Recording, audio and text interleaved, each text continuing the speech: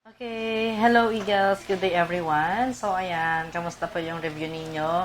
Okay, so alam ko yung iba sa inyo, wala masyadong time na mag-review. So this time, we have your summative examination. So irarasyo ko po sa inyo yung inyong exam. And at the same time, ibibigay ko din yung mga related concepts na pwede po nating maisingit para kahit konti lang yung time ninyo na mag-review, makuha nyo naman yung pinaka-main thought at yung pinaka-main competencies na dapat ninyong ma-master before kayo mag-take ng examination. So, ayan, pakikuha po yung inyong summative materials.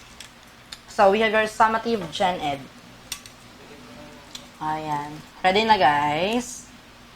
Sige. So, let's start with your question number 1. So, our first subject is English. Okay, so we have here the question. The writer's apocalyptic account suggests the end of the world. The capitalized word means. Okay, so we have here the options. Letter A, attractive.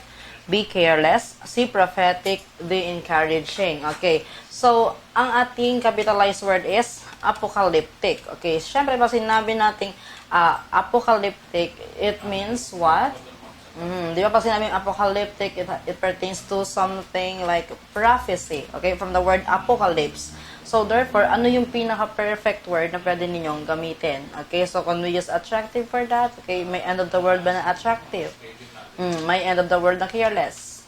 May end of the word na encouraging. O, diba? Wala. So, obviously, the answer is letter C. You have the word prophetic. When you say apocalyptic, that is describing or prophesying the complete destruction of the world. So, next question. Your statements are impertinent to the case. The capitalized word means. Okay, now ganito yan. When you say impertinent, so we have the word pertinent, meaning it's related, okay, diba? Or it's relevant. But then, we have the prefix im, okay, meaning not, okay, not related, not relevant. So, can we answer the word important? So, syempre pag important, that is something positive, okay? And then, letter B, you have the word irrelevant. Kasi sinabi yung not relevant. So, possible siya. Letter C, you have the word violent. So, pwede naman siya. Pwede din yung violent. And letter D is malicious. Okay? Pero, syempre, ano ang pinakamalapit? Okay? So, we have the word irrelevant. Kasi when you say impertinent, that is not related or not relevant to a particular matter.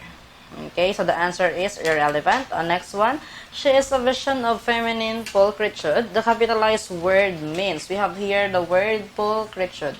Okay, now you look at the options. We have homeliness, ugliness, plain, and ugliness. Pag sinabi natin yung homeliness, is that positive or negative? That is something negative. Kasi meaning, pangbahay lang yung itsura mo. O letter B, you have the word loveliness. Is that positive or negative? Okay, it's positive. Letter C, you have the word plain. Positive or negative? Negative. When you say plain, pangkaraniwan. Okay? And letter D, you have the word ugliness. You say ugliness, o syempre negative na yun, diba? So, therefore, ano yung naiiba sa kanila? The word loveliness. So, the correct answer is letter B. Okay? So, pulchritude means loveliness. It is comeliness or physical beauty. Next one, the courage of the child who saved his brother from a raging fire is worth blank. Okay? So, ang tinitingnan natin dito is yung courage ng child. So, pwede ba natin sabihin na letter D, the courage of the child is worth watching? So, pinanood mo lang yung courage ng bata. Or worth narrating? So, pinento mo lang siya. Worth mentoring, tinuro, or worth emulating. Okay, ganito yung technique, guys. Di ba yung mga words na watching, narrating, mentoring, so parang medyo familiar naman siya sa inyo. So, anong word yung parang hindi familiar or medyo difficult? Yung word na emulating. So, di ba nga pagka vocabulary words and then hindi nyo na alam kung anong isasagot, hanapin nyo na lang kung ano yung mahirap na word. So, that is the correct answer. The answer is emulating. When you say emulating, that is imitating. Okay? But in a way, you are going to surpass or at least match, okay, a person or any achievement. So, that is your emulating. Okay? Next question. Shirley has not forgotten that she was betrayed by her best friend and carried such blank in her deeply offended heart for a long time. We have here the word betrayed. Okay, so that is your keyword. Now, ano kaya yung pwede mong maramdaman kung magkaroon ka ng betrayal? So, pwede naman yung word na offense, diba? So, pwede yung letter D. Letter C, we have the word souvenir. Oh, may souvenir ka, na-betray, ganun. And then, pwedeng doubt. Pwede ba yung doubt? O, syempre, tanggalin mo na agad yung letter B at letter C. Ang matitira is yung A, rancor, and letter D, offense. Okay, pero di ba nga, ano nga ulit ang competency ulit natin? Vocabulary. So, ano yung word na medyo hindi familiar sa inyo? The word rancor. Okay, so pwede nyo ba siyang isagot? Pwede nyo ba siyang isagot? Yes, okay, you can answer rancor kahit hindi kayo gaano sure kung ano meaning niya. Ano nga ba meaning ng rancor? When you say rancor, that is bitterness, okay, or resentfulness, especially when long-standing. So, yung mga matagalang tampo, ganun, or bitterness, okay? So, that is your rancor. So, since it was betrayal, the correct answer is rancor. Okay, next one. What is the figure of speech in the sentence? The sun was a ball of fire over the mountain. Okay, so ganito yun. Nagkaroon tayo ng comparison. Saan kinumpare yung sun? Sa ball of fire. May ginamit ba na like or as? O, diba? Wala. Pag walang ginamit na like or as, direct or indirect? That is direct. That is direct comparison without the use of like or as. So the correct answer is metaphor. Okay, the answer is metaphor. The sun was directly compared to the ball of fire without the use of like or as. Okay, number 7. It dropped as a gentle rain from heaven is what figure of speech? So that line was lifted from your Merchant of Venice by William Shakespeare. Sabi doon, yung mercy kasi ang tinutukoy dyan sa it. Okay, the mercy dropped as a gentle rain from heaven. Kinumpare niya yung mercy sa gentle rain. May ginamit ba na like or as? Yes, pag may ginamit na like or as, direct or indirect? Indirect. Kasi nga ginamitan niya pa ng like or as, diba? So, what is indirect comparison with the use of like or as? That is your simile. Okay, the answer is letter B, simile. Okay, question number 8. What figure of speech is the following? He is the black sheep of the family. Oh, actually, yung question na yan, medyo controversial siya. May nag-i-exist ba talaga na black sheep? Wala, diba? So, kinumpare niya kasi yung bata doon sa black sheep. Pero wala naman nag-i-exist na black sheep. Actually, kung titingnan natin, it will fall into hyperbole kasi medyo exaggerated na yung he is the black sheep talaga, okay? But then, pag sinabi kasi natin, he is the black sheep of the family, since elementary kayo, hanggang high school, hanggang college, yan ang palaging example natin ng metaphor, okay? So, pag sinabi natin dyan, di ba nga kailangan simplihan na natin yung pag-iisip dito. So, nito yon. He is the black sheep of the family is still a metaphor. Kasi nagkaroon lang naman tayo ng comparison nung he doon sa black sheep, okay? So, you answer metaphor for that, kahit medyo exaggerated siya, okay? Well, number 9, for the synecdoche figurative expression, it was a black tie affair. What is the equivalent meaning? Okay. Kasi sinabi natin party for men only, that is something very literal. Hindi ka pwedeng mag-interpret ng figurative expression as something literal. It should be something beyond. Kasi kung titingnan mo, it is a party for the men only, that is something literal. Kasi sino nagsusuot ng black tie? Diba? Yung mga lalaki, okay? So, ang correct answer dapat natin ay, it is a formal gathering. Bakit naging formal gathering? Because it is a beyond meaning. Kasi pag sinabi mong, it was a black tie affair, okay? Ang nagsuot nun ay yung mga lalaki, okay? But then, pag-iisipin mo, bakit nag-black tie yung mga lalaki? Because it is a formal gathering. So, pag pina-interpret kayo ng figurative expressions and idiomatic expressions, yung gagawin ninyo, guys, kapag literal ang dating ng nandoon sa option, that is not the correct answer. So, you look for something na beyond meaning. Okay, you look for something na beyond meaning. Just like in our question, the answer is formal gathering. That is the beyond the meaning of your black tie affair. Okay? At anong figure of speech yun? Synecdoche, it is a substitution of a part to represent the whole. So, ginamit niya yung black tie to represent the entire outfit of the men who attended the party. Okay? Next one, synecdoche ulit tayo. For the synecdoche figurative expression, my mother has a green thumb. I can't wait to show you her garden. What is the equivalent meaning? Okay. Kasi sinabi natin she grows a vegetable garden. So, andun na din yun nang galing. Medyo ano naman siya. Medyo literal na siya, okay? She cultivates a garden, pareho lang yung sa nag-grow. She takes care of flowering plants, so parang nag-gardening pa rin siya. Pero kasi natin, she is good at gardening, okay? So, hindi naman kasi na-state doon, agad-agad na, she is good, okay? Pero yun yung naging beyond meaning niya, okay? So, yung green thumb, ang beyond meaning niya is she is good at gardening. At anong figure of speech ulit nga yan? Synecdoche, dahil na-represent niya ang yung thumb, nirepresent niya yung whole hand. Okay? Question number 11. By the way, before we proceed to your next question, drill muna tayo, ha? Sagutan nyo muna yung mga sumusunod na figures of speech. Okay? So, ito yung mga figures of speech na lumabas na the previous season sa board exam. Okay? The first one we have, he was helpless as a child. Ano sagot ninyo? Very good. It is simile. Kinopare yung he sa child. Okay, next one, we have, it dropped as a gentle rain from heaven. Na-discuss na yan kanina. That is your simile. Basta sa board exam, paborito ng PRC, simile metaphor. Okay, next one, my mother has a green thumb. I can't wait to show you her garden. Synecdoche. Oh, wild west wind. What figure of speech is that? Apostrophe. Dahil sa ano? Dahil sa wind. O, di ba pag wind, it is non-existing or it cannot answer you. So, the answer is wind. Okay? So, apostrophe. Next one.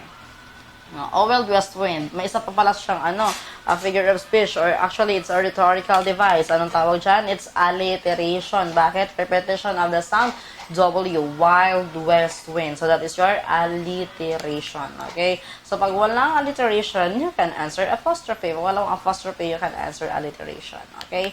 Next one. The sun was a ball of fire over the mountain. So, nasagot na natin yan kanina. That is your metaphor. Kinumpare niya yung sun sa ball of fire. Okay, next one. She is my sunshine. So, she, kinumpare sa sunshine. That is your metaphor. Okay, next one. My head is bloody but unbowed. Okay, so sabi niya, bloody na yung head niya but unbowed. So, that is hyperbole. Exaggeration yon. Okay, bloody na siya pero unbowed pa rin. So, that is exaggeration. Okay, next one. My head is bloody but unbowed. Bakit kaya siya naulit? Meaning, mayroon pa siyang isang sagot. Okay, ano pwedeng isagot? That is also alliteration. Magkakatunog yung bloody but bowed. Okay, magkakatunog sila. So, alliteration. Okay, next one. Sturdy and strong, the Filipinos are like the Malave. Okay, so, saan daw kinumpare yung Filipinos sa Malave? At may ginamit tayo na like. So, that is your simile. Okay, next one. A tree whose hungry mouth is pressed against its sweet flowing breast. Okay, now, ganito yun. Ang sabi dyan, yung tree, mayroon daw siyang hungry mouth. So, kanino nga ulit attribute yon? Sa human. And what is giving human attribute to inanimate objects? That is your personification. So, the answer is personification. Okay, next one. He was like a snake in the night. Okay, nagkaroon na tayo ng comparison, pero may ginamit na like. So, ano sagot ninyo? That is your simile. News travels as fast as the wind. So, we have news. Okay, kinumpare niya sa wind. Okay, so, but meron tayong ginamit na word na as. Anong ulit ang may as? That is your simile. Ay, naku, puro simile metaphor. O, ayan, next one. I wandered lonely as a cloud. Okay, wandered lonely as a cloud. So, may word tayo na as. Ano ulit yan? That is your simile. O, sabi ko sa inyo, paborito nila ang simile. Next one. The Lord is my shepherd. Si Lord, kinumpare sa shepherd. So, that is your metaphor. Okay, direct comparison. And next one, he is the black sheep of the family. Black sheep in the family is your metaphor. O souls and spirits of the martyred brave arise. Okay, so, anong figure of speech yan? Apostrophe. Dahil sa, o na naman, dahil sa ano, sa souls. Okay, kasi nga diba yung souls, it cannot answer you. Okay, next question, our competency here is your comprehension. Okay, imprisoned for 27 years, Nelson Mandela realized his dream of a free and non-racial South Africa by forgiving his oppressors and negotiating in good faith for the peaceful transition to democracy. Nelson Mandela demonstrated his straight up. Okay, so we have here your keywords. Hanapin nyo muna yung mga keywords. Sabi doon ay, he achieved his dream by forgiving, okay, and negotiating in good faith. So, meaning, andun na mismo yung sagot sa question. Anong sagot ninyo? That is your forgiving. Pag tinanong kayo, ano ang trait ni Nelson Mandela, you answer forgiving. Okay, next one. This is Nelson Mandela. So, he is the father of democracy in South Africa. So, naging president na siya for 5 years. So, siya ang version ni Jeje Marbina dito sa Pilipinas. Okay, question number 12. In William Shakespeare's Merchant of Venice, Portia the judge said, "The quality of mercy is not strained. It droppeth as the gentle rain from heaven upon the place beneath. It is twice blessed. It blesseth him that give and him that takes. It is mightier than the mightiest, and one is likened to God when mercy seasons justice." The main thought of the excerpt is that, okay, ganito yon. Ang sabi doon, kinumpir niya yung mercy sa gentle rain. Okay, pwede ba natin sabihin na mercy is only for deserving? Pinipili ba yung, yung rain, ikaw lang yung deserving, so ikaw lang yung mababasa, ganon. O, letter B, mercy is limited in extent. So, may limit ba yung rain? O, di ba nga, when it rains, it pours. Okay? Letter C, sabi dyan, mercy is spontaneous and freely given.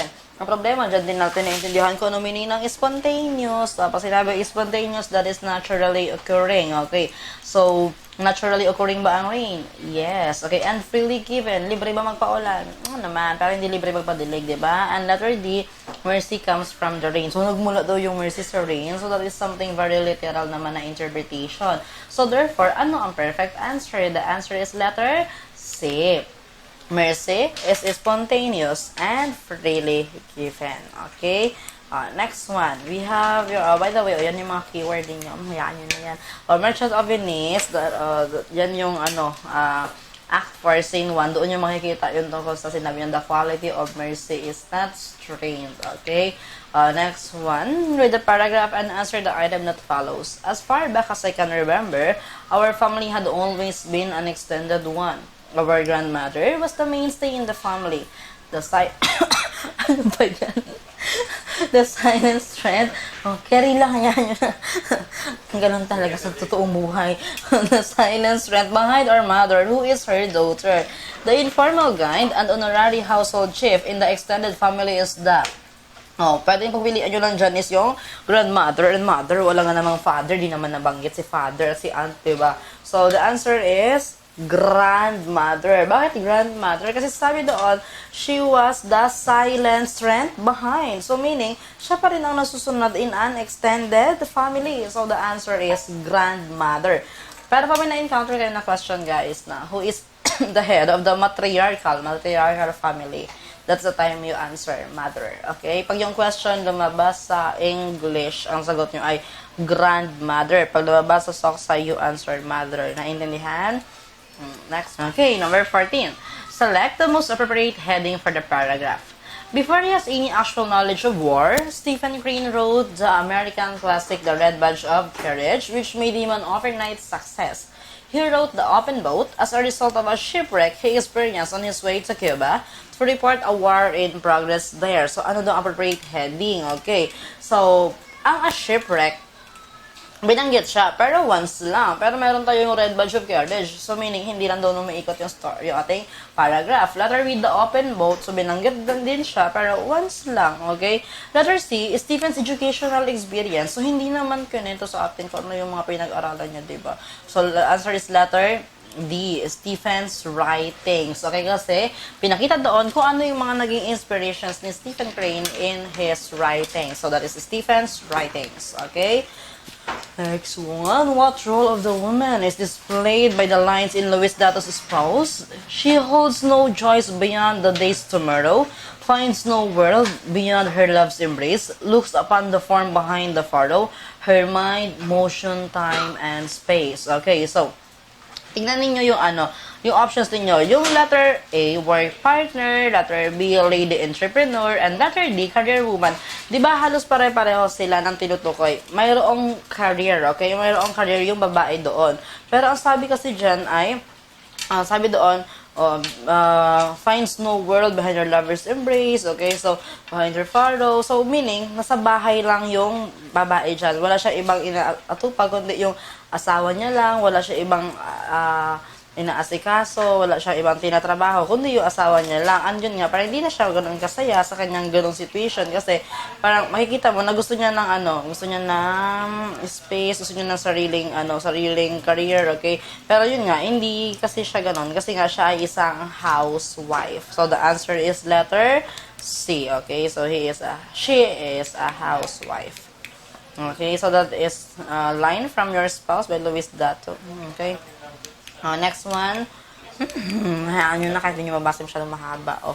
To be or not to be, number 16, to be or not to be is the beginning of the soliloquy of Hamlet. Okay, saan nyo makita ang to be or not to be? Sa Hamlet. Sabi doon, to be or not to be, that is the question, whether it is nobler in the mind to suffer the slings and arrows of outrageous fortune, or to take arms against a sea of trouble, and by opposing end them. Okay, so that is the first stanza of your Hamlet. Pero pati tinanong kayo, what is the mood of the line? You answer in this session. Okay, kasi doon pa lang sa line na to be or not to be, pinapakita doon na hindi siya makadecide. So you answer in this session. Ayan, si Hamlet. Ayan, si Shakespeare. Napanot na siya sa kasulat ng mga libro. Ayan. Now, sabihin niya sa akin kung sino yung author ng mga sumusunod. Ayan, baka di nyo na naman kilala yung mga tao dito. Hayaan nyo na. Maging familiar na lang kayo sa kanila. Sino author ng Annabel Lee? That is a work of Edgar Allan Poe. Next, Iliad and Odyssey. Siyempre, kilala nyo lahat yan, si Homer. Okay? Next one, Divine Comedy. So, Divine Comedy was written by Dante. Dante Alighieri, Dante Alighieri, o basta Dante. Ayan, next one. Road Not Taken. Road Not Taken was by Robert Frost. Okay, the Road Not Taken is Robert Frost. And then, Koran was written by Muhammad. The Adventures of Tom Sawyer. Si Mark Twain or si Samuel Clemens. So, ang kanyang pen name ay yung kanyang pen name ay Mark Twain. Ang kanyang totoong pangalan ay Samuel Langhorne Clemens. Okay? Kanina naman yung Adventures of Huckleberry Finn. So, kanina yan kay Samuel Langhorne Clemens ulit at kay Mark Twain. Okay? Sino author ng Hamlet? Shakespeare. Shakespeare is the greatest English writer, the greatest sonnet writer, and the Bard of Avon.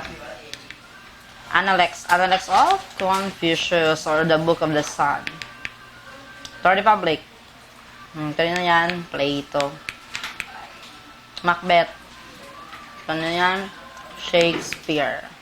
Okay, so William Shakespeare. The Raven. The Raven was written by Edgar Allan Poe. The Raven, Edgar Allan Poe. Canterbury Tales. Nasama niyan sa 12 aklat na nagdala ng malaking impluwensya sa daigdig. That is your Geoffrey Chaucer. Sino nga si Geoffrey Chaucer? Siya yung morning star and father of English literature. Uncle Tom's Cabin. Sino yan? Yan ay naging inspiration ni Rizal in writing the Elfily. Uncle Tom's Cabin, that is Harriet Beecher Stowe. Okay, Harriet Beecher Stowe. Uncle Tom's Cabin. Siyempre, alam na alam nyo yan. Sino nasulat ng Romeo and Juliet? Romeo and Juliet is by William Shakespeare. Okay. Next question. Number 17. In the speech process, which is concerned with amplifying, okay, and enriching the voice using human amplifiers such as the nose, windpipe, and chest. Okay, so we have here your keyword. Your keyword is amplifying, okay? Amplifying. So, tandaan nyo yan. Kapag narinig nyo ang amplifying, you answer resonation. So, yung ating mga resonators, kasama dyan yung inyong pharynx, yung inyong larynx, okay, epiglottis and trachea. So, they are responsible for amplifying the vocal sound by the sympathetic vibration of the air in the certain cavities and bony structure, okay? So, yun nga yung mga binanggit ko kanina. Okay. And then, so, yung phonation naman, that is the production or the utterance of speech sounds. Yung pag-pronounce nyo na mismo, okay? Yung tunog na naririnig niyo pag nagpo-pronounce, okay? So, that is your phonation, the production of sounds, okay? So, responsible dyan ay ang inyong vocal fold dito sa loob, okay? Yung thyroid cartilage, and of course, you have also your cricoid cartilage dito din yan, okay? And then, next one, we have your articulation. Articulation naman is yung pronunciation, okay? Kung yung phonation is production, articulation is pronunciation. Yung paggalaw ng bibig ninyo, pagbuka ng mouth ninyo, okay? Yung paglabas ng air, yan. So, yung tongue, yung teeth, okay? So, yan yung inyong tinatawag na articulation. That is the act of the vocal expression or the utterance or simply your enunciation or pronunciation, okay? Anong tawag natin kapag responsible for amplifying? Resonation. Pag production, phonation. Pagka pronunciation, articulation. Okay? Anong pronunciation? Articulation. O ano naman ang amplifying? That is your resonation. At ano naman ang production? That is your phonation. Okay? So, nakuha yan, guys. Next one. Which of the following is an artistic tradition that seeks to revive past glory in various forms? So, we have here your keyword, revive, past glory. We have the revival of the classics. Letter A, you have the word antique. Ang antique ba nire-revive natin? O, di ba hindi? Pinipreserve nga natin yun, di ba? Next one, we have the word modern. Pag ang modern ba kailangan mo i-revive, hindi naman yun past, kasalukuyan nga siya, di ba? The same as contemporary. So, ang nire-revive natin, yung mga past glory. So, therefore, the correct answer is classics. Yung classics, yun yung mga forever beautiful. So, hanggang ngayon, nire-revive natin siya, okay? So, that is revival of the classics or revival of the past glory in various form. You call it classical. The answer is letter D. Okay? Next one. Poem which is usually composed of 14 lines which follow specific patterns of rhyme is called, okay. So, ang sabi dyan, keyword nyo, 14 lines. Ano nga ang may 14 lines? The answer is sonnet, okay. O, sa mga nasa option, ano dyan yung Japanese poem composed of 3 lines, 17 syllables. Pattern is 575 with nature as the topic. Ano sagot niya? Haiku. Ano yung without meter, without rhyme? That is your free verse. At ano nga ang song for the dead? Elegy. So, yan yung mga nandiyan sa inyong options. Okay? And that's an example of a sonnet, an elegy, free verse, or never mind. Basta ang mahalaga intindihan nyo yun. Oh, and last number for your English. Haiku is traditional Japanese poem composed of, okay, nabanggit ko pala kanina. Kasi sinabi natin haiku, it is composed of 3 lines with 17 syllables, okay, and nature as the topic. Okay? Next, science naman tayo. Of the following organisms which are included under kingdom plantae. Okay. Letter A, you have fungi. Kasi namin natin fungi, sila yung mga organisms that feeds on necrotic and decaying matter. Sila yung mga decomposers natin in the ecosystem. Letter B, you have your magnolidae. Ang magnolidae naman ay evergreens. Sila yung mga plants na hindi agad-agad nahuhulog yung mga dahon. Letter C, you have prokaryotes. Ang prokaryotes, organisms without membrane-bounded nucleus. So, therefore, sila yung inyong mga bacteria. And letter D is protozoa. Sila naman ay nasa kingdom protista. Ang protista, nagpuprotesta dahil magulo ang kanilang classification. Parang plants pero hindi. Parang fungi pero hindi. Parang animals pero hindi. Parang kayo pero hindi. Sila ang nasa kingdom protista. Naintindihan? So, ang tinatanong sa inyo, ano ang included under kingdom plantae? So, ang fungi ba ay plants? Hindi. Ay, yung magnolidae. Yes. Kasi diba sabi ko kanina, they are evergreens and they are examples of plants. The answer is letter B, magnolidae. Ayan. Next one. Yan yung magnolidae. Napakaganda. Which organism is classified under kingdom fungi na naman? Ano ba kasi yung kingdom fungi? Ano nga sila? Mga decomposers. So, they feed on necrotic and decaying matter. Okay? So, ayan. Red algae. Ang red algae, they are classified under kingdom protista. Para kasi silang plants, pero hindi. Okay? Letter B, we have the word microsporidia. Ang microsporidia, actually, isa din siya sa halimbawa ng inyong fungi. Di ba ang mga fungi, they reproduce through spores. Okay? So, yung microsporidia, para silang ang pinaka-structure ng spores niya na hindi pa nagmamature, okay? Next one, you have your diatoms. Ang diatoms naman ay yung responsible for the shining, shimmering, glittering doon sa tubig dagat kapag gabi. Di ba pag gabi, nag-glitter yung yung tabing dagat, lalo pa nakipaglaplapan kayo doon. Di ba nakapansin nyo yung tubig doon ay nagsha-shine? So, ang responsible dyan is yung inyong mga diatoms, okay? Kasi capable sila ng bioluminescence. They glow in the dark. And syempre, streptococcus, lagi yung naririnig yan, bacteria yan, okay? So, the answer is letter B, microsporidia. Yan, itsura na yung microsporidia. Now, I classify the following organisms, okay? Yeast, fungi, nara, plantae, protozoan, protista, mushroom, fungi, mosquito, plante, carrot, animalia. Next, Staphylococcus. Monera. Monera yung mga bakterya ha. Okay, Microsporidia, fungi. Algae, protista, parang plants pero hindi. Okay, so, maging familiar kayo dun guys sa mga organisms na yon. Sila yung mga binigay na before sa board exam. And then you just classify them to what kingdom they are, okay? Next, which of the following is an example of a useful function for bacteria? So, pag sinabi ko sila yung bacteria, ang dating sa atin negative agad. So, pero actually, 5% lang ng bacteria ang pathogenic. So, 95% are beneficial to man. Okay? So, ano na dito ang halimbawa sa useful function ng bacteria? Okay? So, the answer is letter, Pag sinabi mo letter D, may be pathogenic and cause human disease. Siyempre, pa nag-cause ng human disease, hindi yun beneficial, diba? O, mali agad yun. Letter C, can synthesize new form of heavy metals. Oh, yung bongga, nakagawa ng mga metals, okay? Letter C may be used as vectors to introduce proteins, okay? Or letter D, can clean up an oil spill by digesting hydrocarbons, okay? Ang pwede nyong pagpilian is letter A and letter B. Okay, pero saan talaga dyan yung pinakamalaki yung impact, okay? So that is letter can clean up an oil spill by digesting hydrocarbons. At tawag kasi natin sa process na yan ay bioremediation. Bioremediation is cleaning up human waste with the use of microorganisms metabolism.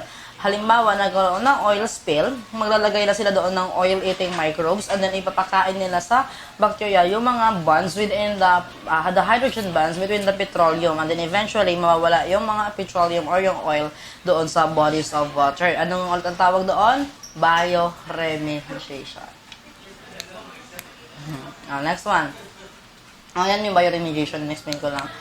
Which proteins can cause dysentery? Dysentery, yan yung mayroon kang dugo sa iyong tae. Okay, there is blood in your stool. Letter A, subject, gorilla berengay. So, pwede kayo natin sabihin na kaya ka nagkaroon ng dysentery dahil may gorilla doon sa iyong tiyan. Siyempre, hindi yun ang tamang sagot, diba? Gorilla berengay is simply your gorilla, yung monkey ba? Monkey. Okay? Letter B, you have your Plasmodium vivax. Okay, take note of Plasmodium vivax. Lumalabas din sa board. Plasmodium vivax is responsible for your malaria. Pag tinanong kayo, what causes malaria? Don't answer. Mosquito. Ang mosquito ay carrier, okay? Pero ang talagang nag-cause ng malaria is your Plasmodium vivax. So, minsan, walang word na vivax. Ang sagot yung ay Plasmodium. Or minsan, ang tanong ay protist, okay? Basta ang sagot dyan ay either nag-cause ng malaria, it's Plasmodium vivax, Plasmodium, or protist.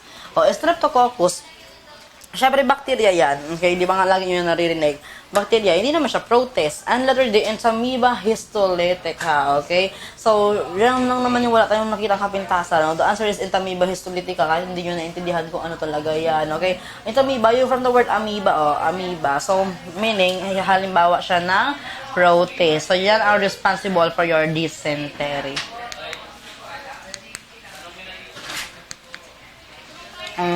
Yan na yung may dysentery, may blood and mucus sa feces.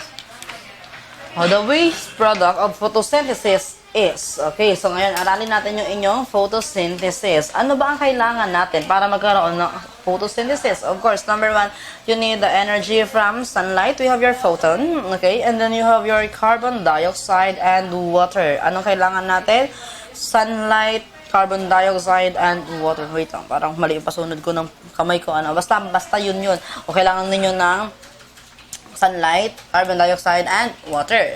And then, ang magiging product natin is your glucose unit. Okay, glucose sugar. So, that is a C6H12O6. And aside from that, may nabubuo din tayo na oxygen gas. So, since wala namang glucose sa option, ano pang pwedeng isagot? You have your oxygen. So, ulitin ko, ano ang inputs natin for photosynthesis? You have your light, okay, sunlight, carbon dioxide, and water. At ang kanilang naging product ay glucose, or the sugar, and your oxygen. So, therefore, the correct answer is oxygen. Okay? Ayan pala, di mas maganda. Nakita nyo na yung, yan, di ba sabi yan, glucose plus oxygen. Ayan. Carbon dioxide and water. Yan ang tinatawag na cellular respiration. Yan, ito yun. Si glucose at oxygen, product siya ni photosynthesis. Ang nangyayari, break down niya si glucose. Okay? into carbon dioxide and water. So, ang kabaliktaran ni photosynthesis, ang tawag dyan ay cellular respiration. Ang cellular respiration, ginamit niya ang product ni photosynthesis para mag-provide sa atin ng source of energy, or your ATP, the energy currency of cell. And then we have here sunlight plus carbon dioxide. Actually, may plus water pa dyan. Mag-yield siya ng glucose and oxygen. Okay, mag-yield siya ng glucose and oxygen. So, that is the process of photosynthesis. Kaya kanina, ang sagot natin ay oxygen. Practice tayo. Sabihin nyo lang sa akin kung photosynthesis siya or cellular respiration. Food making in plants. Ano daw? Photosynthesis. Animals do to survive. Cellular respiration. And product is glucose. Okay, photosynthesis. And product is oxygen. Photosynthesis. And product is carbon dioxide. Cellular respiration, and end product is water. Cellular respiration. Okay. O, ito na tandaan ninyo.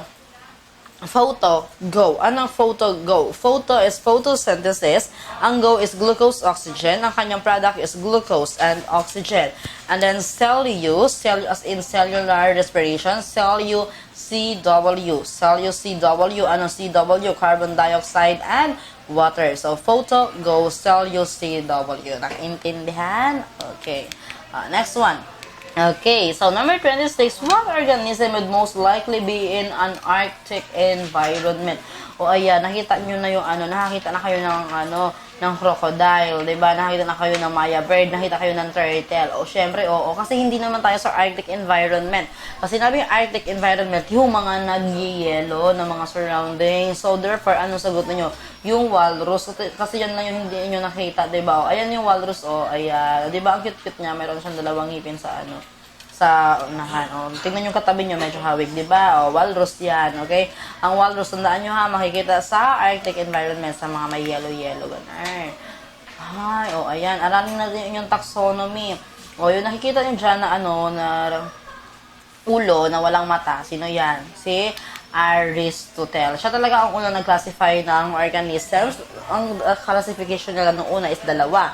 Animalia and Vegetabilia. Pero syempre, di ba, lately, ang dami na nga nating kingdoms, okay? So, sa ngayon, ang ginagamit natin na classification scheme is that of Carolus Linnaeus or Carl Linnaeus. So, siya ang nag-introduce ng binomial nomenclature or yung two names na binibigay sa mga organisms or simply your scientific name. So, he was able to name 11,000 species of plants and animals. Kaya siya tinatawag natin na father of taxonomy. That is Carl Linnaeus or Carolus Linnaeus. Okay. Paano natin ginagawa yung scientific naming? Okay, ganito yon. So, we have the genus. The first word is the genus, and the second word or the second name is your species. Okay? Ang tawag dyan ay binomial nomenclature. Bakit binomial? Because two names. Okay? At for our convenience, ang ginamit is Latin language because Latin language is a dead language. So, meaning, yung mga words nila noon hanggang ngayon, pareho pa rin yung meaning. Hindi siya nagiging obsolete. Di ba yung English after some time, may mga words na hindi na natin ginagamit. Pero sa Latin, kung ano yung words nila noon, ganun pa rin hanggang ngayon. And at the same time, so, siya kasi yung ginagamit ang karamihan noon, lalo ng mga educated na mga natin, ng mga scientists, okay, ng mga philosophers. So, kaya ang ginamit lang nila para makaintindihan is Latin language, okay?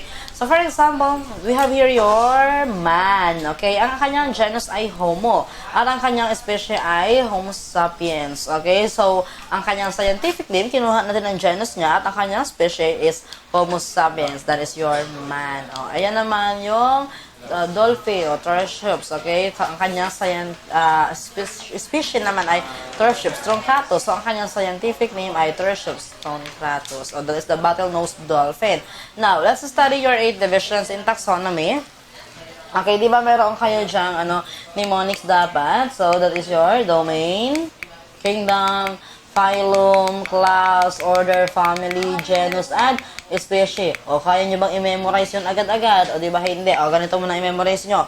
Dream, ko, pumasa, cause, or, family, gets, sweldo. Kayo nga ulit, anong dream ninyo? Dream ko pumasa cause our family gets sweldo. Okay, memorize? Oh, ano mas madaling i-memorize? Yung dream ko pumasa cause our family gets sweldo or yung domain, kingdom, phylum, class, order, family, genus, species? O, di ba mas madaling i-memorize yung dream ko pumasa cause our family gets sweldo? So, ganun lang yung gawin nyo. I-memorize nyo yung mnemonics na yan, and then pag tinanong kayo sa board exam, if domain is at the top, what is at the bottom? So, i-recite nyo lang ulit. Dream ko, pumasa cause our family gets sweldo. And then, palitan nyo lang siya. Okay? So, if domain is at the top, ang nasa bottom ay species. So, ganun siya ginagamit. Okay, now, we have here your picture ng dolphin. No? Ayan. Yan. We have here the tree of life. Yung mga picture of dolphin, hayaan nyo na yan. Sinipag lang kami maghanap ng mga isda. Okay? So, we have here the tree of life. Okay? So, we have here your eukarya, archaea, and bacteria. Okay? Anong meron sa kanilang tatlo? Sila ang inyong 3 domains. Okay? Ang tatlong domain ninyo ay bacteria, archaea, and eukarya. That is your bay. Okay? Ang tatlong domain natin ay bay. And then, for your kingdoms, meron tayong 5. We have kingdom plantae, kingdom animalia, kingdom fungi, kingdom protista, and kingdom monera. Okay? So, yun nandyan is your 5 kingdoms. Anong ulit yun? You have plantae, animalia, fungi, protista, and monera. And syempre, meron tayong virus. Ano ba ang virus? Kung tinanong kayo sa board exam, is virus a living thing? You answer no. Okay? Virus is just a protein with a genetic material. So, virus is a non-living thing outside the body. But once inside the body of a host cell, it becomes a living thing. Kasi inaagaw niya ang machinery ng ating healthy cell. So, ito tandaan nyo. Yung virus, okay, yung virus outside the body, it is a non-living thing. But inside the body, okay, it becomes a living thing. Virus is not composed of cells. So, hindi siya siya ay tinatawag nating acellular. Pag sinabing acellular, not composed of cells. So, wala siyang buhay. Okay? So, that's your virus. Next one. Which the following process involves chloroplast. Ano ba ang chloroplast? Ang chloroplast ay makikita natin yan usually sa mga, actually, doon lang natin siya makikita sa mga plants. Okay?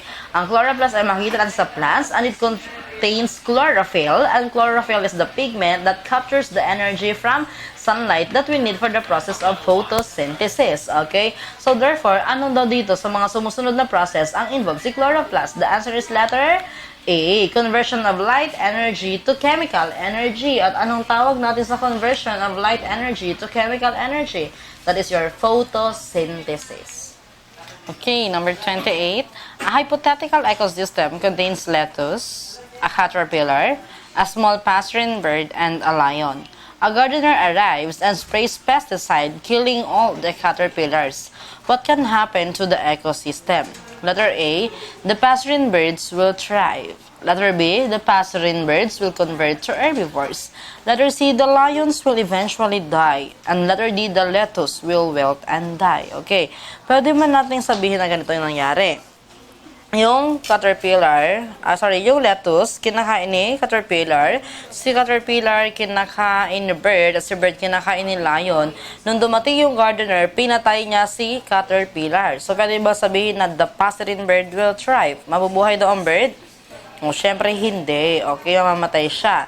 So, sabi doon sa B, the passerine bird will convert to herbivores. Pwede ba siyang masabi na, ay, wala nang caterpillar, lettuce na yung kainin ko, vegetarian na ako. Pwede ba yon? O, syempre, hindi. Letter D, sabi doon, the lettuce will wilt and die. Mamamatay ba ang lettuce? Actually, mas lalo siyang lalaki. Siya yung pinaka magbe-benefit sa lahat kasi wala nang kumakain sa kanya. So, the correct answer is letter C. The lions will eventually die. So, bakit namatay si lion? Dahil namatay si caterpillar. Pag namatay si caterpillar, mamamatay si bird. Pag namatay si bird, mamamatay si lion. Anong kinamatay nilang lahat? Malnutrition o gutom. Okay? So, the answer is letter C. The lions will eventually die. Okay? So, ayan yung nangyari, si lettuce, okay, tapos kinain ni caterpillar, si bird, si lion, dumating ang gardener, pinatay, ayan. So, anong nangyari? Namatay si lion. Okay, next one. This demonstrated the feeding connections between all life forms, okay.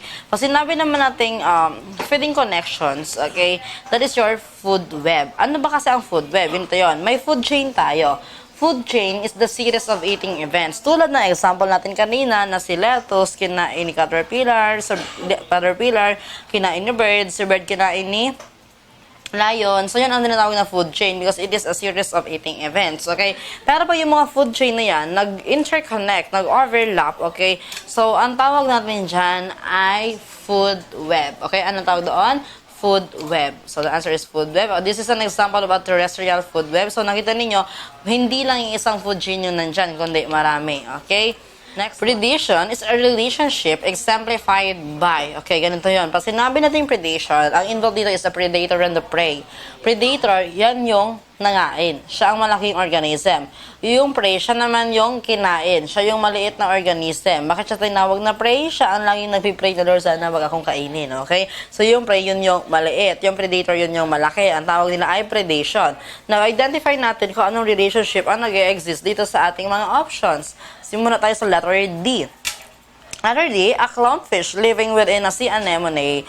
So, sa clownfish na sea anemone, ang nangyari, si clownfish, siya ang nagpo-provide ng shelter, okay? Siya ang nagpo-provide ng food. Kapag kumain siya ng food, yung mga particles niya nahuhulog. So, napupunta yung kanyang food particles doon kay sea anemone. At sea anemone naman, siya ang nagpo-provide ng shelter para doon sa clownfish. Ang problema, hindi nyo alam anong sea anemone. Alam nyo yung sa Finding Nemo and Finding Dory, yung gumagalaw-galaw doon na ganun-ganun. Oh, that is the sea anemone. So, since nag-benefit sila sa isa't isa, anong relasyon mayroon sila? Ang tawag doon ay mutualism. Both organism benefits from each other, mutualism. Letter C, a tapeworm living in the gastrointestinal tract of a toddler. So, pag sinabi natin mga tapeworm, okay, so ang tendency niya, nag-benefit sila mula doon sa host, pero yung host niya ay na-harm. So, anong tawag sa relationship? One organism benefits, that is your parasite, okay? And one organism is harmed, that is your host. Ang tawag doon ay parasitism. So, hindi pwede yung letter C. Letter B, a hunter shooting a duck in the forest and having it for dinner. So, si hunter, sinut niya yung duck. Ang tawag sa kanya ay predator, okay? At si duck naman, siya yung kinain. Ang tawag sa kanya ay prey. So, anong relationship nila? That is your predation, okay? And letter A, an orchid attached to the trunk of a narrow tree. Si orchid, so, nagkaroon siya ng shelter dahil doon kay Nara Tree. Pero si Nara Tree, wala namang nangyari sa kanya nung nagkaroon ng orchid. Hindi siya nasaktan, hindi din siya nag-benefit. So, yung tawag natin sa relationship na one organism's benefit and the other organism is unaffected, ang tawag doon ay commensalism. So, therefore, saan dyan ang example ng inyong predation? The answer is letter B. A hunter shooting a duck in the forest and having it for dinner. Ayan yung mga ulit ng relasyon, okay? Tingnan nyo to. Yan yung tinatawag na sea anemone at clownfish. Ang isa ay nag-benefit. Ang isa ay nag-benefit din. Anong tawag? Mutualism. Okay? Next one. Yan naman yung tapeworm. It's not actually a tapeworm. Sige, tapeworm pala yan. Sa kanyang intestinal tract. So, ang isa ay nag-benefit. Ang isa naman ay no-harm. Ang tawag ay parasitism. Okay? So, that is tree and a bird. Okay? So, si tree, nagkaroon siya ng ng puga doon, okay? Si Sir Bird, nagkaroon siya ng bahay doon sa tree, okay? Pero, yung pagkakaroon niya ng bahay doon sa tree, hindi naman nagkaroon ng effect kay tree. Yun nga lang, nag-benefit Sir Bird, nagkaroon siya ng shelter. So, ang isa ay nag-benefit, yung isa naman ay unaffected, that is your commensalism, okay? Pero in this case, yung tiger, kinakain niya yung buwaya. So, ang tawag dyan ay predation, okay? And ito naman, pareho silang tiger. Okay, so pareho sila ng gusto, pareho sila ng kailangan, pareho sila ng pagkain, pareho sila ng papel na ginagampanan. Ang kanilang magiging relasyon ay competition. Okay, so those are the types of your relationships. Next one, which is true of recessive genes. Pag sinabi nating recessive, yan yung mga nakikita niyo sa inyong books na parehong maliit na letters. Okay? Pag sinabi recessive, siya yung namamask yung effect pagka nandyan si dominant. Siya yung natatalo na genes. Okay? Now, pwede ba natin sabihin yung letter D muna tayo magsimula? have more superior phenotypic traits. Okay, ang mali dyan, yung word na superior. Kasi nga, natatalo siya ni dominant gene. So, dapat yan ay inferior. Letter C, will prevent a dominant gene from expressing its phenotype. Hindi niya kayang i-prevent si dominant gene kasi nga siya yung natatalo. Si dominant gene yung makakapag-prevent sa kanya. Letter C, should be paired with a dominant gene for it to be expressed. Pag once pinair mo siya sa isang dominant gene, mamamas ang kanyang effect, hindi siya lalabas. Okay? And letter A, will only have phenotypic expression if present as homozygous phenotype. So, sabi doon, kailangan daw pareho siya, okay? Pareho na maliit yung letters para siya lumabas. And that is the correct answer. Pag sinabi natin recessive genes, kailangan parehong maliit na letters bago siya lumabas or ma-express. The answer is letter A. Okay, next one.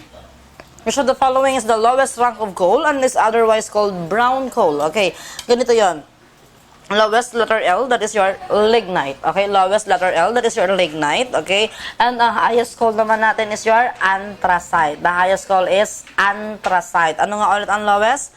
Lignite. The highest is anthracite. So, ang rank ng coal natin, that is lignite, bituminous, and anthracite. The higher the rank of the coal, the darker the color because it has a greater absorptive heat capacity. Di ba pag bumiling kayo ng uling, mas gugustuhin nyo yung dark na coal kaysa doon sa brown coal. Kasi kapag brown pa siya, medyo hilaw pa yon. Okay, so therefore, kapag brown pa, that is your lignite, lowest. Kapag super dark, that is your anthracite, the highest. Okay, the answer is lignite.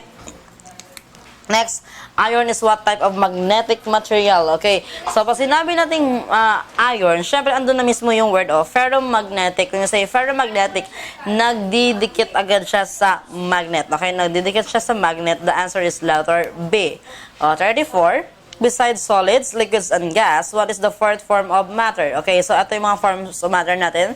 Solid, liquid, gas, plasma, Bose-Einstein condensate, and fermonic state. Okay, the correct answer is plasma. Ang plasma, yan yung nakikita natin dun sa loob ng inyong mga fluorescent lamp, okay? Yung most of the matters na makikita natin sa universe, okay? Sa universe, that is your plasma, okay? Next one, the bond in sodium fluoride is which of the following types of chemical bonds? So, ang tinatanong sa atin, ano daw ang bond doon sa kay sodium fluoride? Actually, when we talk about bonds, ang sagot dapat dyan is either covalent bond, ionic bond, or hydrogen bond. Yun nga lang, wala siya dyan sa options. Okay? So, I guess it's a typo error, pero meron tayong pwedeng pagkuhaan ng sagot eh.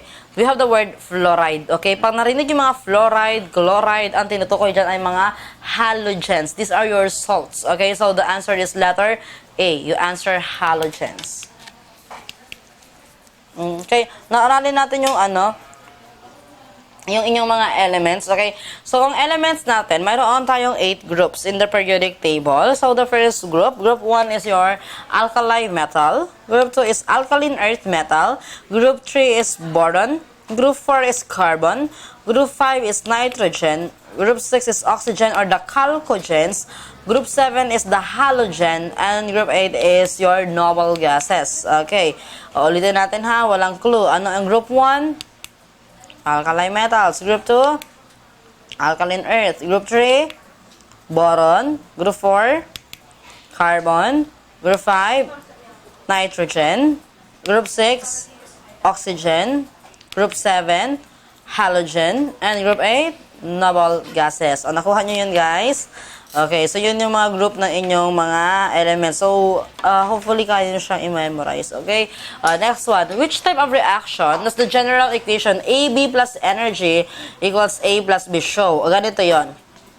Kapag nakita ninyo is, di ba, AB. So, meaning, magkasama sila nung una. Pero, nung nagkaroon ng energy, nung pumasok sa energy, anong nangyari? Nag-split si A at si B. So, kung nag-split sila, is that something synthesis or decomposition? Di ba nag-split? So, that is your decomposition. Kasi nga, naghiwalay sila, okay? So, hindi na pwede yung letter A at letter C, okay? And then, sabi dyan, plus energy. So, meaning, pumasok sa energy. Pag pumasok sa energy, is that endothermic or exothermic? That is your endothermic. So, therefore, the answer is endothermic decomposition. The answer is letter D. Okay, next one. Which of the following statements is true about a textbook laid on the table? Okay, ganito na lang. Cellphone ko na lang yung example natin. So, this is your table and this is my cell phone. So, ano kaya ang nangyayari sa kanila? Pwede ba natin sabihin na the cell phone undergoes acceleration, bumilis daw siya? O, di ba hindi naman siya nag-move? O, the cell phone undergoes deceleration, bumagal ba siya? O, di ba hindi naman?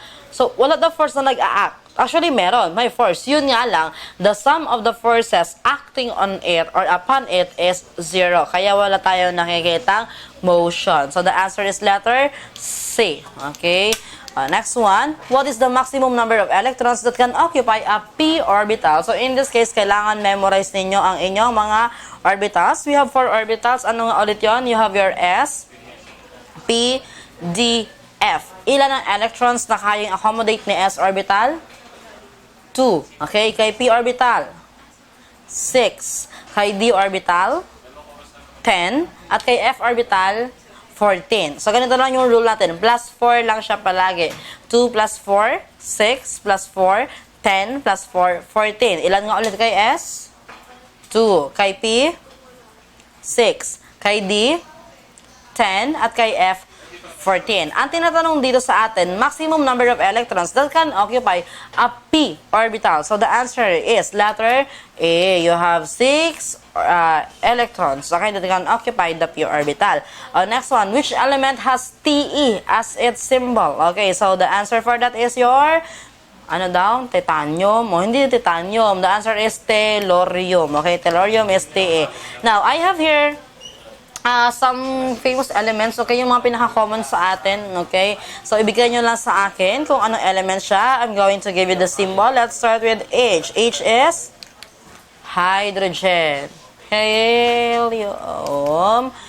B is boron. B is beryllium. Li is lithium.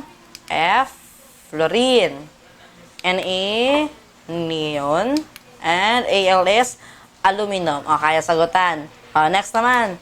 So, you have C is carbon. CO, cobalt. Okay, Ca, calcium.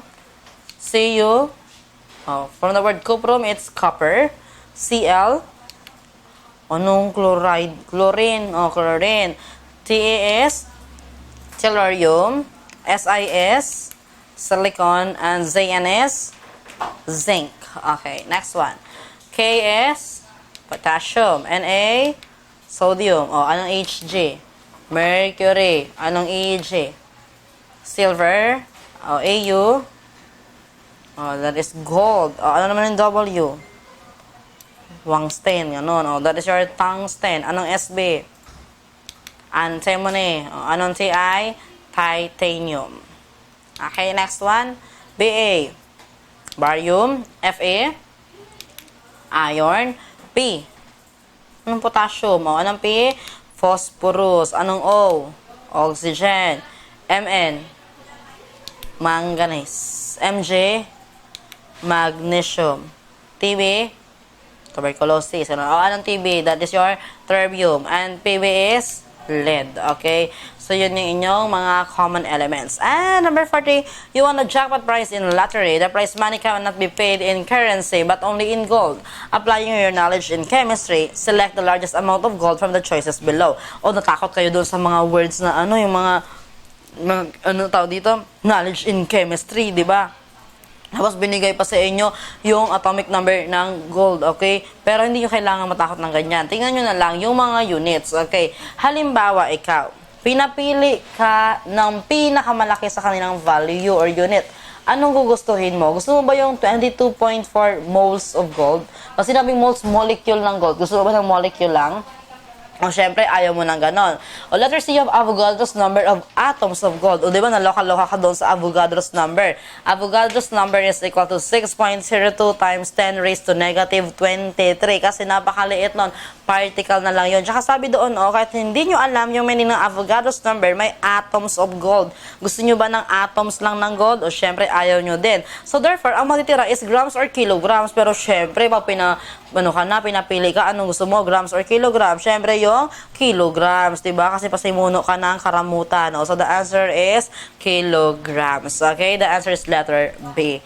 Okay, ayan. So, nasa math part na pa tayo. Yung mga gusto umuwi na. Tapos balik kayo mamaya. Okay? Pag tatapos ng mathematics. Diyos ko, Lord. Guide me. Okay, question number 41. A recipe calls for 2 cups of flour, of milk pala, for every 7 cups of flour. A chef will use 28 cups of flour. How many cups of milk must he have? So, this is a question on ratio, okay, and proportion. Okay, so ganito yon. Paano ba yung ratio and proportion? Meron tayo dito, x is to y is equal to x is to y. Okay, so for example, ang ating x is 2 male, okay, is 2. Ang y natin is 3 female. So, ang tanong daw, ilang male for every female, okay? So, ang sagot natin doon is ilan? You have, ganito yung ginagawa dyan. Hanapin nyo muna yung numbers na mayroong kapartner. So, di ba may mga numbers tayo doon sa loob? Ang tawag natin sa numbers na nasa loob ay means, okay? And then, yung numbers dun sa labas, ang tawag naman natin ay extremes. Tapos, hanapin nyo, anong numbers yung mayroong kapartner? Yung mga means ba or yung extremes? Ang rule natin pag ganon, you multiply the means and then you divide it by the remaining number na walang kapartner. So, halimbawa, you have 2 and 15, the numbers at the outer, sila yung mayroong kapartner. So, i-multiply mo sila. 2 times 15 is equals to 30. And then, you divide it by the remaining number 3 dahil siya ang walang kapartner. So, 30 divided by 3, the answer is 10. So, meaning, mayroon tayong 10 na males for every 15 females na proportion if our ratio is 2 male for every 3 females. Okay? Ganito naman yung tinatanong sa atin kanina. Ang sabi dyan, for every 2 daw na cups of milk, kailangan natin ng 7 cups of flour. Okay? And then, sabi niya, kung mayroon na tayo yung 28 cups of flour, anong gagawin natin? Okay? Ilang milk, cups of milk ang kailangan natin? Ganito yon. You have your numbers sa outer, sila ang mayroong kapartner. You have the numbers 2 and 28. So, multiply mo lang sila. 2 times 28 is equal to 56. And then, you divide it by the remaining number na walang kapartner. Anong number ang walang kapartner? The number 7. So, 56 divided by 7, the answer is 8. So, meaning, for every 2 cups of milk, we need 7 cups of flour. For every 8 cups of milk, you will need 28 cups of flour. So, the answer is 8 cups of milk. Okay, next one. A Toyota car traveling at a rate of 70 kilometers per hour leaves the house 2 hours after Kia car has left and overtakes it in 5 hours. At what rate was the Kia car traveling? Okay, ganito yan. Look at this. Si Toyota car, nag-travel siya ng rate na 70 kilometers per hour. Okay, 70 kilometers per hour. And after 5 hours, nandun daw siya sa 350 kilometers. Okay, nasa 350 kilometers na siya. Kasi nga, bawat hour, so 70, so first hour, 70, second hour, 140, third hour, 210, fourth hour, 280, and fifth hour, 350. Kaya siya naging 350 kilometers after 5 hours. Yun nga lang, si Kia car, na-reach din daw niya ang 350 kilometers na yon. Pero ilang oras na siya nagdo-travel? It's a total of 7. Bakit total of 7? Kasi di ba after 5 hours na-overtake niya si Toyota car, pero ahead siya. Umalis siya ahead of time, 2 hours ahead of Toyota car. So, meaning 5 plus 2 is 7. So, ang formula lang natin doon, ganito. Yung 350 kilometers, i-divide mo siya sa 7 hours. So, the answer is 50 kilometers per hour. So, si Kia car, nagdo-travel siya at a speed of 50 kilometers per hour. So, meaning, sa unang hour, 50 kilometers. Second hour, 100 kilometers. Third hour, 150 kilometers. Fourth hour, 200 kilometers. Fifth hour, 250 kilometers. Sixth hour, 300 kilometers. And seventh hour, 350 kilometers. So, naabutan niya rin si Toyota car at 350 kilometers. Pero, yan ay after 7 hours. Kasi nga, ang kanyang speed lang ay, o ang kanyang rate lang ay 50 kilometers per hour. O kung hindi nyo pa rin naintindihan, basta tandaan nyo na lang, Toyota Kia car, the answer is 50 kilometers per hour. Pero last time, walang Toyota Kia car na nandoon. Ang nandoon ay Honda car, Mitsubishi car. Basta the same answer pang may car, you answer 50 kilometers per hour. Naintindihan? Okay, next question. Mr. Lazarte had incurred the following expenses in his trips to the Mindanao Island. So, 3,200, 2,500, and 1,500. What percent of this total monthly budget of 40,000 did he spend for his trip? So, ganito lang yung gagawin ninyo doon. Okay, so itotal mo muna lahat ng kanyang expenses. So, 3,2 plus 2,5 plus 1,5 is equal to 7,200. So, in getting the percent, just divide the smaller number. Okay, just divide the smaller number with the larger number or lower to higher. So, 7,200, i-divide mo siya by 40,000. The answer is 0.18. Okay, pero syempre, hindi yun doon natatapos. Si 0.18, i-multiply mo siya by 100. The answer is 18%. So, tandaan ninyo, pag trip to Mindanao, the answer is 18%. Last time, Cagayan de Oro ang nandoon. But the same answer pa rin, 18%. O basta kahit saan siya pumunta, sakyanin nyo lang yung trip niya. Ang sagot dyan ay 18%. Naintindihan? Okay, next one. What measure of central tendency can best describe the size of t-shirts commonly worn by teenagers? You have here the keyword, t-shirts commonly worn, okay? Pag sinabi natin measures of central tendency, di ba mayroon tayong tatlo? We have your mean, median, and mode. Ano ang tawag natin sa most frequently occurring number or score? That is your mode, okay? Ang sa middle naman, ang tawag dyan, or the average is your yung nasa middle most score, ang tawag dyan ay si median. At si average naman, ang tawag natin dyan ay si mean. Okay, na ang tinatanong sa atin doon kanina, ano daw yung gagamitin mo na measure ng central tendency kung gusto mong malaman yung t-shirt na commonly worn. So, pag sinabi natin commonly worn, that is most frequently occurring. Okay, so therefore, the answer is mode. Okay, mode because it is the most frequent size na ginagamit ng mga teenagers. Okay, next question. How many prime numbers are there between 1 and 100? O, syempre, huwag nyo nang bilangin isa-isa o 1, 3, 5, 7, 9, gano'n. O, ganito yun. Ito yung mga prime numbers ninyo. Okay, so you have 2, 3, 5, etc. Basta tandaan nyo na lang, okay? Mayroon tayong 25 prime numbers from 1 to 100. Hindi mo isasama si 1 because 1 is a special number. So, basically, your prime number starts with 2, 3, 5. Basta sinabi natin yung prime number, wala siyang ibang factor maliban sa kanyang sarili, okay? Yun lang yung kanyang factor. So, ang prime numbers natin ay ilan lahat? 25 from 1 to 100. Okay, next one. Find the least common multiple of 5, 2, and 7. Okay, so ganito yun guys. Mas sinabi natin least common multiple, okay? Pag minultiply mo yung mga numbers na yan, ay yun yung lalabas. Okay, so ang pwede lang dyan, we have the word numbers 5, 2, and 7, okay? Syempre, hindi pwede yung 35. Okay, hindi pwede yung 35 dahil hindi siya applicable kay 2. So, tanggalin mo na si A, okay? And then, si 15, hindi din siya applicable kasi nga, hindi din siya pwedeng i-divide kay 2. So, ang matitira sa inyo ay 70 and 140. Actually, pareho naman silang multiple, okay? Ng 5, 2, and 7. Yun nga lang, ang hinahanap natin ay yung list na pinaka pwedeng magiging product pag minultiply mo yung tatlong na yan, okay? O ginagamit yung tatlong numbers na yan. So, ang sagot ninyo ay 70 kasi mas maliit si 70 kay 140, okay? So, pag sinabi natin 70 divided by 5, so applicable yon. 70 divided by 2, applicable yon. 70 divided by 7, applicable yon, okay? So, the answer is 70. Next one, what percent of 75 is 15? So, paano nga kinukompute yung percent? Si maliit, i-divide nyo kay malaki times 100. Si maliit, i-divide nyo kay malaki times 100. So, you have 15 divided by 75. The answer is 0.2. Okay? 15 divided by 75. The answer is 0.2. Siyempre, times 100. The answer is 20%. Okay? The answer is 20%. Among the given decimals, which is equivalent to 9%. Okay? So, ganito naman yun. Kasi sinabi naman natin decimals, okay? So, madali lang siya. To convert percent to decimal, just divide it by 100, okay?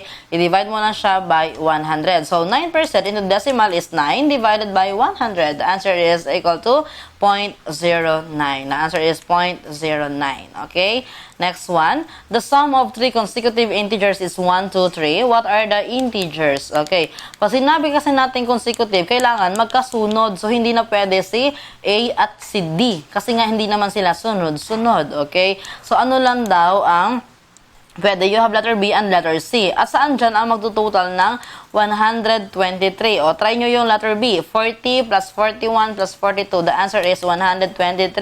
Okay, pero pag tinry nyo ang letter C, 39 plus 40 plus 41, ang sagot ay 120. So, ano ang mayroong sum na 123? The answer is letter B. The answer is letter B. Okay, 40, 41, and 42 are the 3 consecutive integers which is yung sum niya ay 123.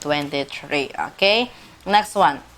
The island of Luzon is estimated to be 100,000 square kilometers. In exponential form, it can be expressed as, okay, so ganito yun. 10 raised to the 6th power is equal to 1 million. Okay, so hindi pwede yung letter A and letter D. So, ang matitira lang ay letter B at letter C. Okay. Ang tanong kasi sa atin ay 100,000. So, ilang zeros ang mayroon tayo? You have 5. So, the answer is 10 raised to 5. Actually, ganito yung technique. Bilangin nyo lang kung ilang zero ang mayroon. Okay? So, bilangin nyo lang kung ilang zero yung mayroon. So, you have 5. So, erase mo siya doon. 10 raised to 5. Okay. What number must be subtracted from both numerator and denominator of the fraction 11 over 23 to give a fraction whose value is 2 over 5 or 2/5? Okay, ganito yun guys. Ang sagot dyan ay 3. Pero syempre, para maniwala kayo na 3, i-try natin. Okay, bakit nga ba 3? Ito yun, di ba? 11 over 23. 11 minus 3 is equal to 8. Okay? And 23 minus 3 is equal to 20. So, you have 8 over 20. Pero para ma-simplify mo siya, ano ba yung pwedeng i-divide sa kanila pareho? Pwede mo siyang i-divide by 4. O, 8 divided by 4, the answer is 2. And 20 divided by 4, the answer is 5. So, ang simplified form niya ay 2/5. So, tama ba ang value niya 2/5? Yeah. So, the answer is, the number is 3. Letter D. Simplify. O, ganito yun guys. Simplify. 3x minus 9 over x squared minus 9. So, you have there, o tingin na kayo dyan sa inyong screen, 3x minus 9. I-factor muna natin sila. Ano ang mga factors ng 3x minus 9? Ang factors niya ay x minus 3, okay, and the other one is 3. Okay, x minus 3 and the other one is 3. And then sabi dyan, divided by x squared minus 9. Ano naman ang factors ng x squared minus 9? Dalawang factor niya, x minus 3 and x plus 3. Okay? X minus 3 over x plus 3. So, anong next step natin na gagawin? Since pareho tayo mayroong x minus 3, ang gagawin mo, tanggalin mo na siya. Okay? Cancel mo na siya. So, ang matitira na lang doon ay 3 over x plus 3. So, the correct answer is letter B, 3 over x plus 3.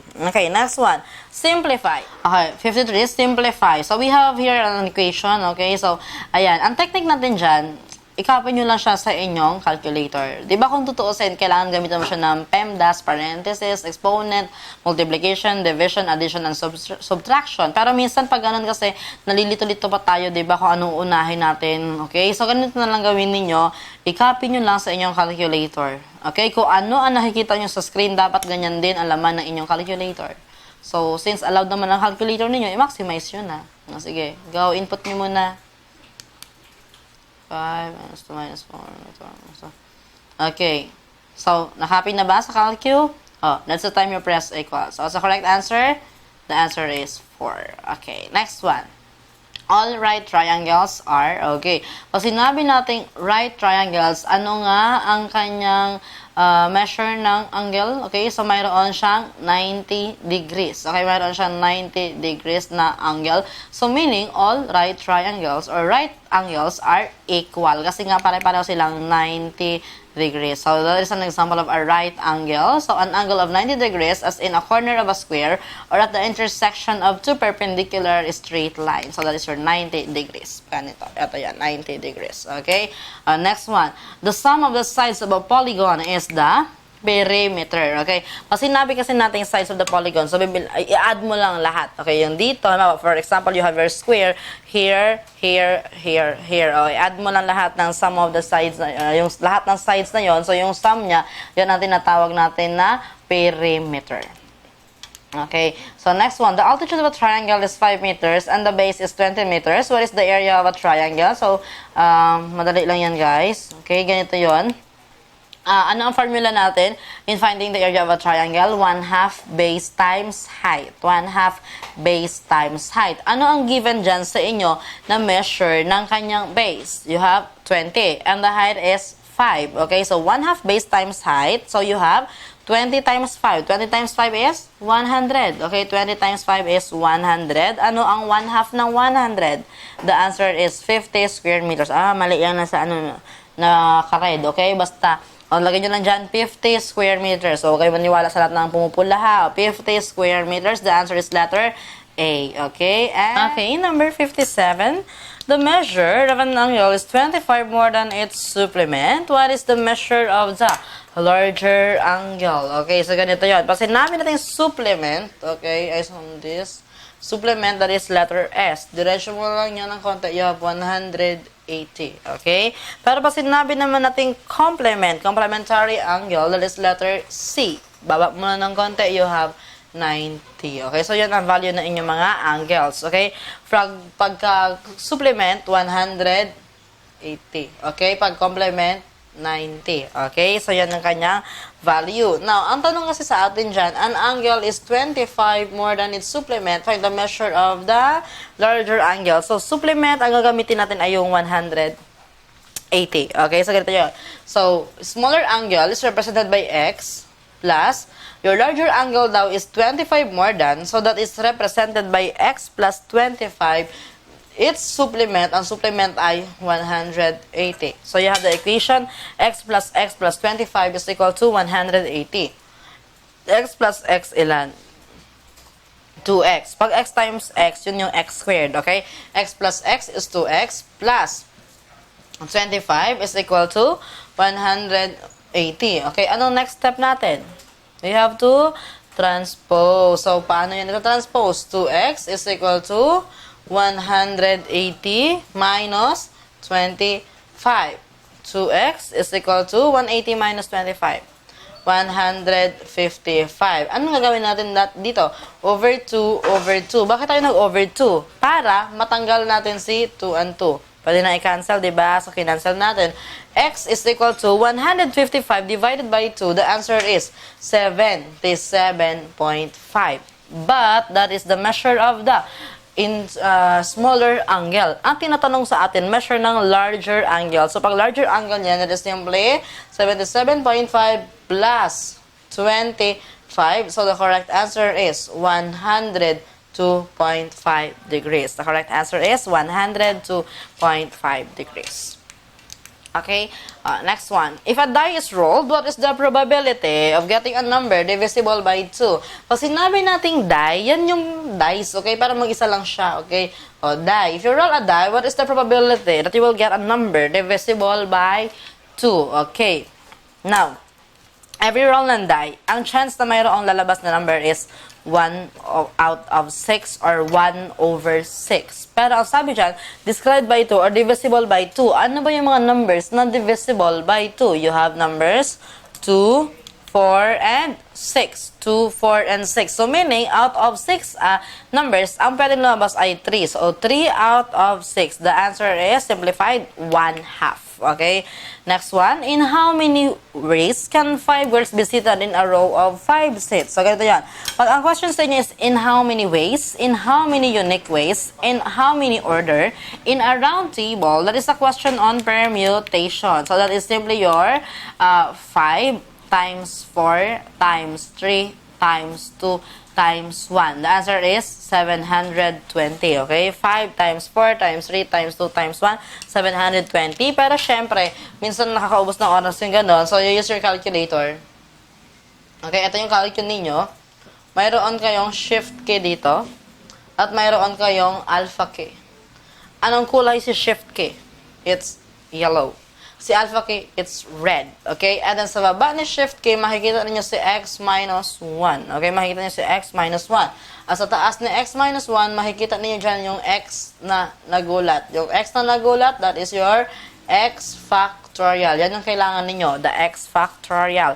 So, ang unang gagawin, halimbawa, mayroon kang 5 babae. So, ang unang pindutin ay ang number 5. Okay? So, you press number 5.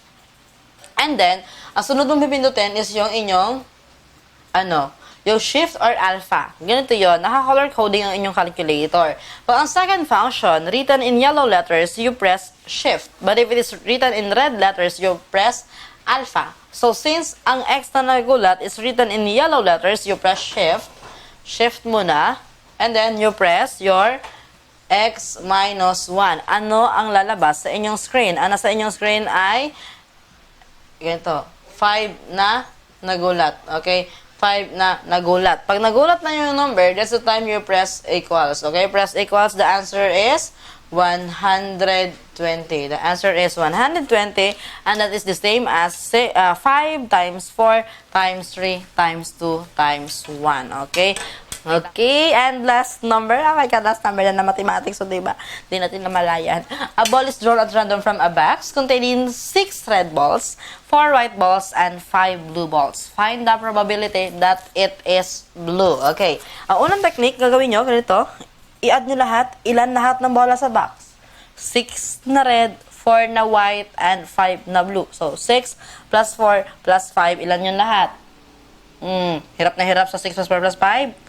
15. Okay, 15. Now, ang tinatanong, ano daw ang chance na siya ay blue? Ilan ba lahat ang blue dyan?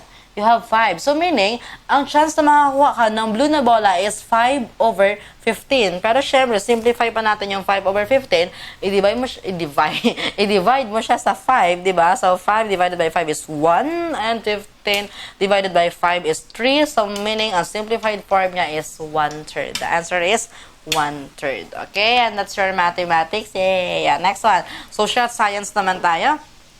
Who were the aboriginal settlers in the islands prior to succeeding migrants who crossed the states from the southern Philippines? Okay, pag nakita yung word na aboriginal settlers, sila yung mga unang tao na dumating sa Pilipinas, dumaan sila sa tunay na lupa. Ang tawag dyan ay Negritos. Okay, you answer Negritos.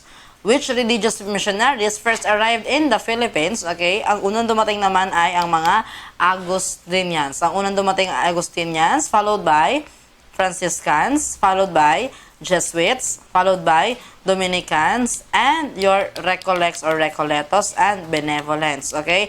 Agustinians, Franciscans, Jesuits, Dominicans, Recoletos, and Benevolents. Okay? Don't worry, ang lagi tinatanong sino ang first? Agustinians. Next one. What is considered as the earliest form of writing in the Philippines? Okay, we have the pre-Hispanic system of writings ng mga Pilipinos. Yun yung mga nasusulat sila sa mga dahon ng saging, sa mga ano-anong dahon dyan, mga sanga ng kawayan, ganun. Ang tawag doon ay alibata. Pero pag walang alibata, you answer baybayin. Alibata or baybayin. Okay? Number 64, the province in the Philippines which was called Mai by the Chinese in the 14th century is, okay, of course, syempre, pag sinabi natin, province, ang dalawang option natin dyan na pinakamalilito ka lang is Mindoro and Palawan. So, Maindoro. Okay, the correct answer is Mindoro. Okay.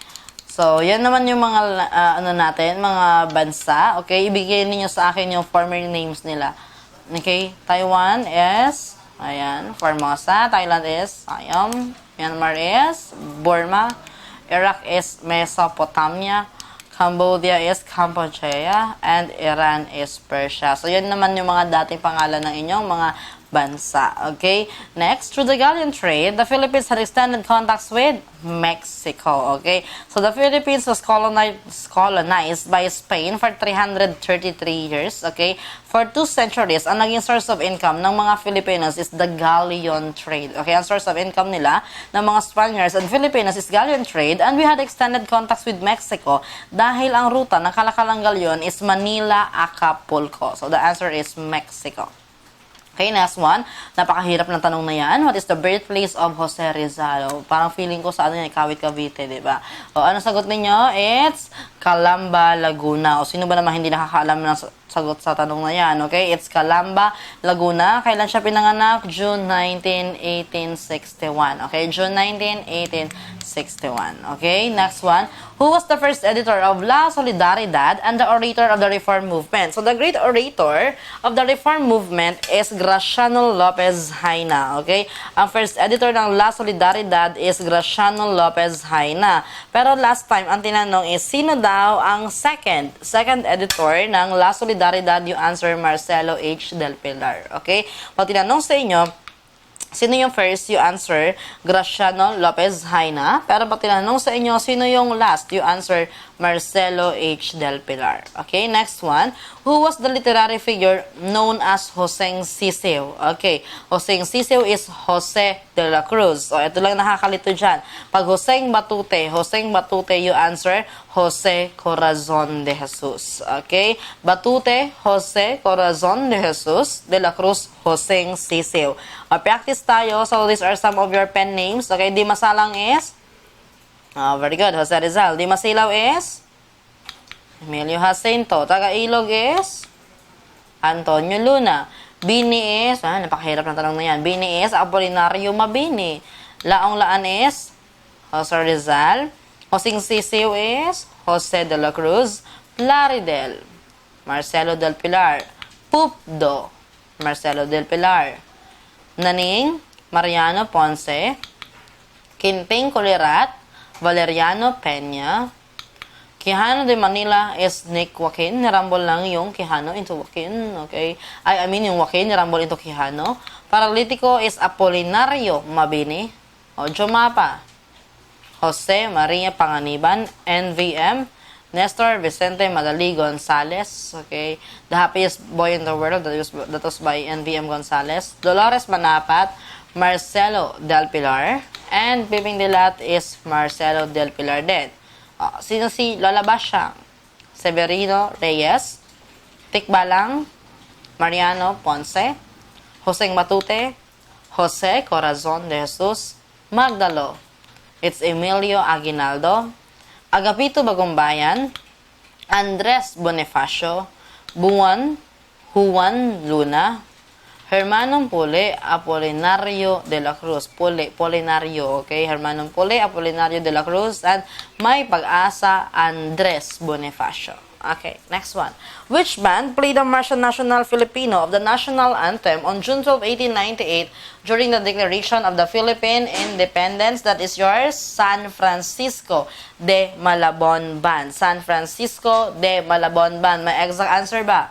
Wala. You answer Malabon Band. Okay? Pero pag tinanong sa inyo, sino ang sumulat ng titik ng pambansang awit? Always remember, you use your palm in writing. Ang sumulat ng titik ng pambansang awit is Jose Palma. Okay? Palm in writing, Jose Palma. Sino naman naglapat ng musika? Pag naglapat ng musika, that is Julian Felipe. Okay? Naglapat ng musika is Julian Felipe.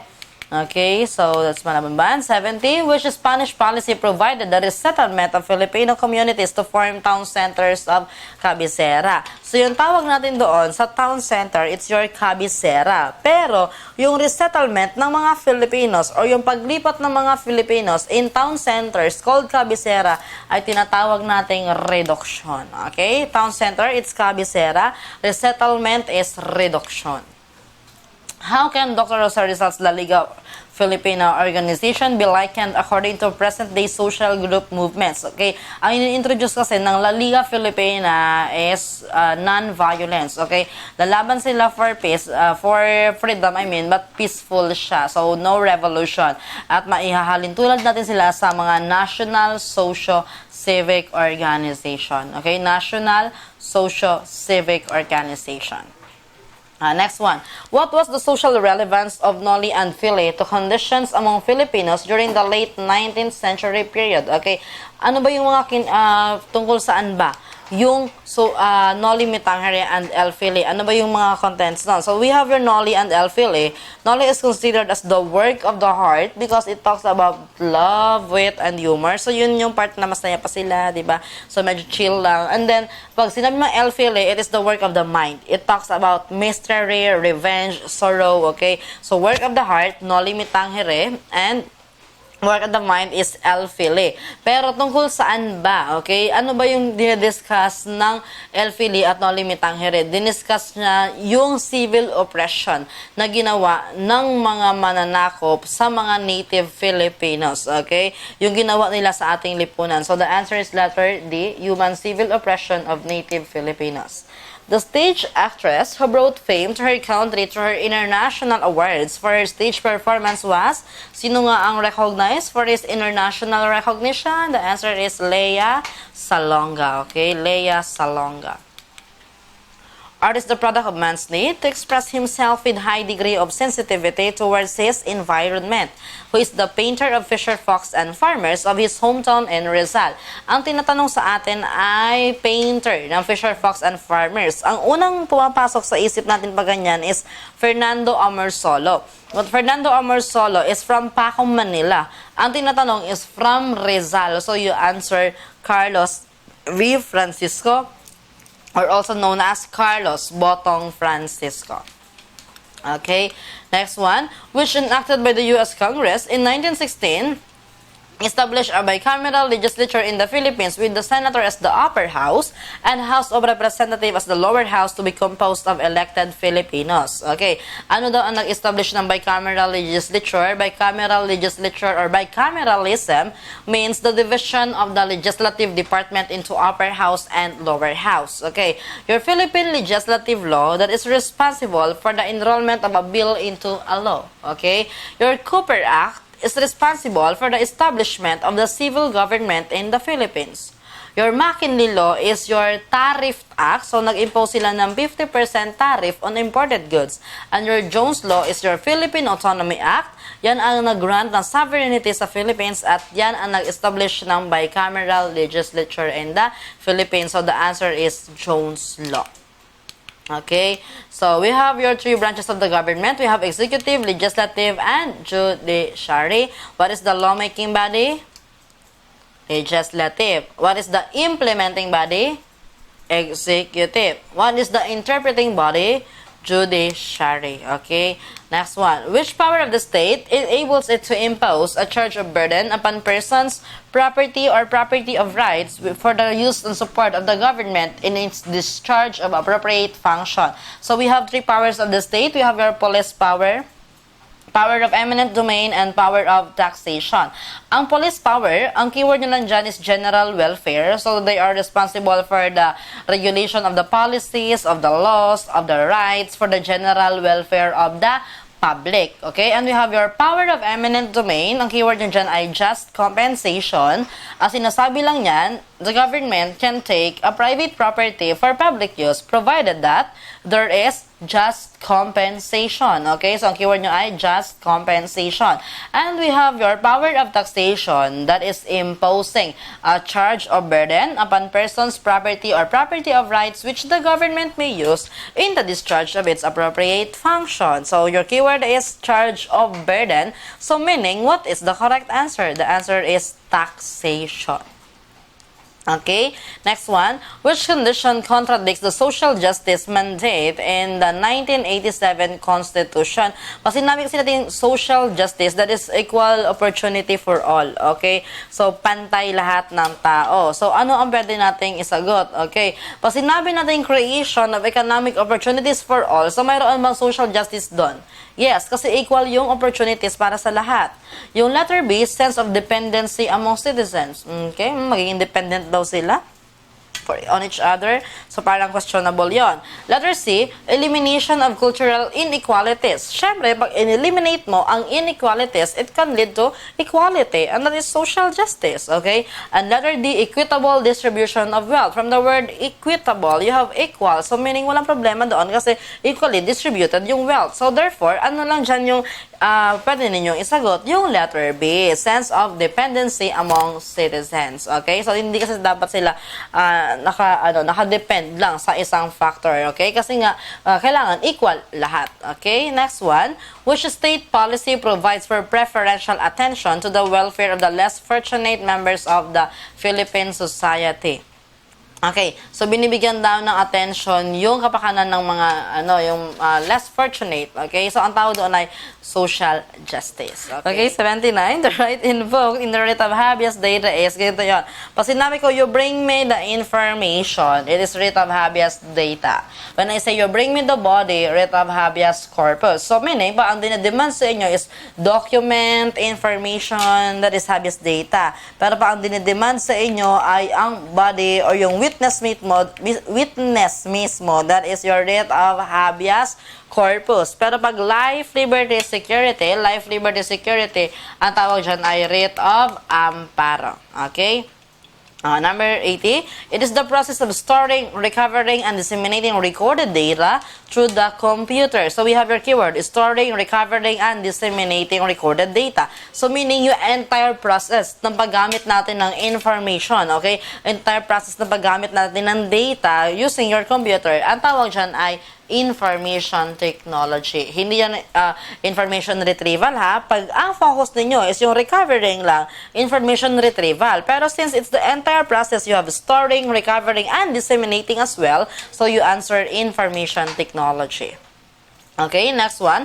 This means the graphics will be displayed more than once. Okay, ang tawag natin doon is tiling. Yung tiling, yan yung naka-tile siya. So, may graphic dito.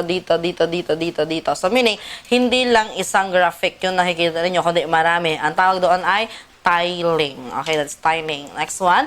Messages are easily transported anywhere in the world through the, medyo mahirap yung tanong na to, di ba? Para mga e-shopping yata isasagot nyo dito di ba?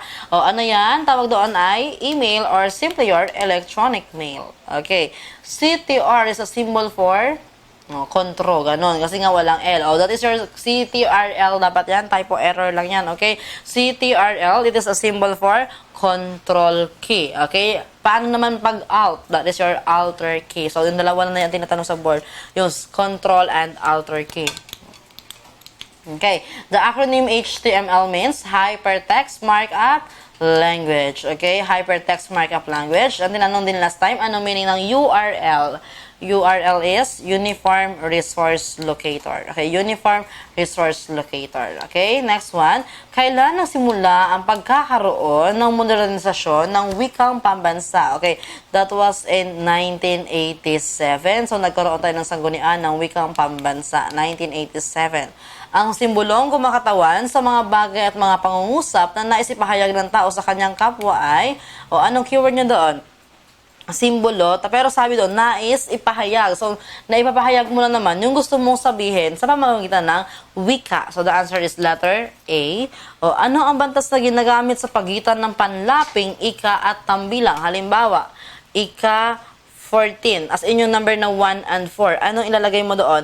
Mayroon dapat gitling. Ika, tapos gitling 14. Tandaan ninyo, pagkatapos ng ika, ang kasunod niya ay yung tambilang mismo or yung mga numbers na written as 1 and 4. Okay? So, yan ay gitling. Okay? Pinakapayak na anyo ng salita na walang kahalong panlapi, yan ay salitang ugat. Okay? Salitang ugat. So, ang tawag sa mga dinudugtong sa salitang ugat ay panlapi. Or in short, salita ugat is your root word. Okay? Next one, tumutukoy ito sa bilang ng pantig sa bawat taludtod ng tula. Okay? Ang bilang ng bawat pantig, kumbaga sa English, yan yung meter. Okay? So, ang tawag dyan ay sukat. Kasi nga, di ba, bilang. So, yan ay sukat. Yung tugma naman, yan yung rhyme. Okay? Tugma is the rhyme. Okay? Ang mga salitang tanaw, aliw, kamay, reyna, ay mga halimbawa ng, hindi yan reyna ha, reyna, ay mga halimbawa ng diptongo. Ano nga ulit ang diptongo? Ang diptongo ay yung mga aw, iw, iw, o, ay, oy, oy. Isang patinig at isang malapatinig na binibigkas sa isang pantig. Ang tawag doon ay diptongo. Ano nga ulit ang cluster? Ang cluster naman ay magkasunod na katinig, kambal katinig, pero kailangan binibigkas din sila sa iisang pantig. So, the answer is diptongo. Uri ng pangatnig na ginagamit sa pagpili, pagbubukod at pagtatangi. Napakahirap ng tanong na yan. Di ba? Walang keyword, okay? O sabi doon, no? Pagpili, pagbubukod at pagtatangi. So, syempre, obviously, your answer is pangatnig na pamukod. Okay? Pangatnig na pamukod. Yung paninsay, yan yung mga pangatnig na panalungat, tulad ng mga ngunit, datapwa, bagamat, okay? So, yun ay mga paninsay. O, yan na naman ang hindi familiar sa inyo. So, the answer is letter A, pamukod. Okay, sa pangungusap na, malakas ang boses mo. Ang salitang malakas sa isang pang-uri dahil inilalarawan niya kung ano daw ang boses. Ano daw ang boses? Malakas. Okay, so yan ay pang-uri. O, Tagalogin nyo yung mga sumusunod. Ano sa Tagalog ang noun? Ang pangalan. Pronoun. Panghalip. Preposition. Pangamuti na kayo sa preposition. Anong preposition? Pang-ukol. Anong verb? Pandiwa. Adverb. Pang-abay. Adjective. Pang-uri. Conjunction. Pangatnig. An interjection. Pantusok. Okay, charot lang. Injection yun. Anong interjection? That is your pandamdam. Okay, pandamdam. So, yun yung mga bahagi ng pananalita or mga parts of speech. Since ang nandito ay dinidescribe niya, so pag descriptive, okay, ay tinatawag na panlarawan or pang-uri. O, sa anong bahagi ng pananaliksik matatagpuan ng mga lugar at babasahin ang pagkukunan ng mga literature at pag-aaral? Mahihirapan talaga kayo sa mga question na ganyan kapag hindi kayo tumulong sa paggawa ng inyong thesis, okay? Pero kung tumulong kayo, kaya nyo sagutan yung mga questions regarding this, okay? Now, ano ba ang saan ba natin makikita yung mga related studies daw and literature that is in your chapter 2. So, the answer is Kabanata 2. Okay, now, ibibigay ko sa inyo yung mga bahagi ng inyong pananaliksik or research paper and then you tell me what chapter is this. Problema, saan yan makikita? Okay, chapter 1. Conclusion. Chapter 5. Rekomendasyon. Chapter 5. Related literature. Chapter 2. Conceptual framework. Chapter 1. Interpretasyon. Chapter 4. Metodolohiya. Chapter 3. Okay? So, yun yung mga basic na bahagi na inyong pananaliksik. So, hopefully, kayo yung sagutan yon. Okay? Next one. Paraan ng pagbasa na ginagamit kung ang akda ay mahirap unawain. So, ganito yon. Minsan, may mga writings na hindi agad-agad natin naiintindihan kasi may mga words or vocabulary words na hindi familiar sa inyo. So, yung ginagawa natin dyan ay muling basa. The next time na basahin mo siya for the second time, mas mauunawaan mo na siya. Kaya siya tinatawag na muling basa kasi nga, ginagamit mo yon kung siya ay mahirap unawain. Okay? And then number 95, ito ay pagbasa ng pansamantala o di palagian. Ginagamit ito kung nais lang magpalipas ng oras. Okay? So, ang tawag dyan ay casual na pagbasa. Bakit siya naging casual? Kasi nga, kung kailan mo lang gusto, saka ka lang magbabasa. Okay? Pero kapag yung pagbabasa mo, intensibo as in malalim, ang tawag doon ay masusi. Masusi. Okay? Pero kapag trip mo lang, okay, o di palagian, ang tawag dyan ay casual. Next one, anong paraan ng pagkuha ng balangkas ang ginagamitan ng sunod-sunod na tatlong tuldok para ipakita na may mga bahaging hindi na sinipi sa talata? So, minsan, may mga may mga parts tayo na nililift from other references and then, nilagyan mo na lang ng tatlong tuldok, okay? So, ibig sabihin nun, may karugtong pa siya pero hindi mo na kinapi. Anong tawag doon? Yan ay tinatawag na ellipsis. Tandaan nyo ha, tatlong tuldok, ang tawag dyan ay ellipsis. Okay, tatlong tuldok is ellipsis. Next one, saan kabilang o uri ng tayutay ang pahayag na kapalaran, huwag ka sanang mailap? Yun ay halimbawa na pagtawag or in English, apostrophe. Kasi yung kapalaran, yung destiny, tinatawag mo siya but it cannot answer you. So, it is non-existing, it cannot answer you, that is your apostrophe. Anong tawag natin doon sa Sabihin niyo sa akin kung anong uri ng tayutay yung sumusunod. Yung di tiyak na paghahambing ng dalawang magkaibang bagay, that is your pagtutulad. Okay? Pagtutulad. So, indirect comparison, that is your simile. Okay? Tiyak na paghahambing, ngunit hindi ginagamitan ng pangatnig. So, ano naman yung direct comparison, pero hindi ginagamitan ng mga like or as? Ang tawag doon ay pagwawangis or metaphor. Okay? Ano naman yung tawag sa binibigyan mo ng buhay ang mga bagay na walang buhay? So, giving human attribute to inanimate objects is your pagsasatao or personification. Okay? Isang panawagan ng isang bagay na tila ito isang tao. So, pag kinakausap mo siya, pero hindi ka naman niya kayang sagutin or hindi naman talaga siya nag-e-exist, ang tawag doon ay pagtawag or apostrophe. Okay? Apostrophe. And then, ang unang katinig o unang pantig ay pare-pareho. So, yun naman yung nire-repeat natin ng initial consonant sounds. Ang tawag dyan ay alliteration or alliteration. Okay? Ano naman ang tawag sa pagpapasidhi ng kalabisan o kakulangan? Yun naman pagpapasidhi. So, that is exaggeration. Ano nga yun? Hyperbole. Okay? And of course, we have your paghihimig. Ang paghihimig, kung ano ang tunog, siya din yung kahulugan. Ano ba yung paghihimig? Yun yung onomatopoeia. Diba? Kung paano mo siya naririnig sa nature, ini-imitate mo siya. Okay? That is your paghihimig or onomatopoeia. And then, yung irony naman, o ironya, na pinapahiwatig ang nais iparating sa huli, yun yung kabaliktaran na gusto mo talagang sabihin, yung actual na sinabi mo. Irony yan, or yung pag-uyam. Okay? Irony sa Tagalog, pag-uyam. Okay? Isang bahagi ng kabuuan ang binabanggit. Pag isang bahagi lang ang binabanggit, ang tawag dyan ay palit saklaw. Ang palit saklaw, that is the substitution of a part to represent the whole. Ano nga yung substitution? That is your synecdoche. And syempre, we have your palit tawag. Okay? Ang palit tawag naman is pagpapalit ng katawagan, hindi sa kahambingan, kundi sa mga kaugnayan. So, hindi siya actual part, ina-associate mo siya. Pag association yan, ang tawag ay palit tawag sa English metonymy. And number 98, alin sa mga sumusunod ang di mahalagang salik sa pagtatalumpati? Paksa, okasyon, tagapakinig, pagyayabang. O pwede ka bang magtalumpati ng walang paksa o kahit ano lang, i-discuss mo dyan kung trip mo, diba? So, hindi pwede yung ganon. Pwede ka bang magtalumpati ng walang okasyon o bigla ka lang nag-speech, okay? Wala namang event, okay? Letter C, tagapakinig. Pwede ka magtalumpati ng walang tagapakinig, ikaw lang mag-isa yung nandun. Or letter D, pagyayabang. Pwede ka bang magtalumpati ng walang pagyayabang? Yes, so the answer is pagyayabang.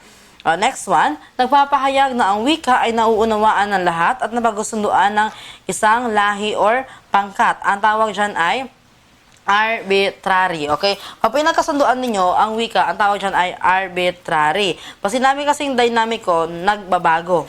Okay? So, pag sinabi natin masistema, so yes, may sistema naman talaga yung wika. Okay? Organized nga siya, di ba, na system. Pero pag sinabi natin pinagkasunduan nyo bilang isang lahi or pangkat, ang tawag dyan ay arbitrary. And last number, he is known as the man of the masses. Sino ang man of the masses? That is...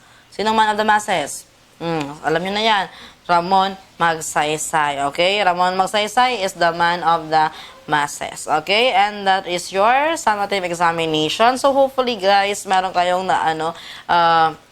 napulot. Actually, most of the questions andun na din sa inyong Gen Ed Booster. So, kailangan na namin ulit-ulitin sa inyo yung mga concepts para matatak talaga siya sa isip ninyo. Okay? So, ayan, mag-aral lang ulit ng mabuti, Eagle. So, may mga materials pa rin tayong available dyan. Huwag lang po kayong magsawang makipag-cooperate sa CBRC. Huwag kayong magsawang basahin yung ating mga materials.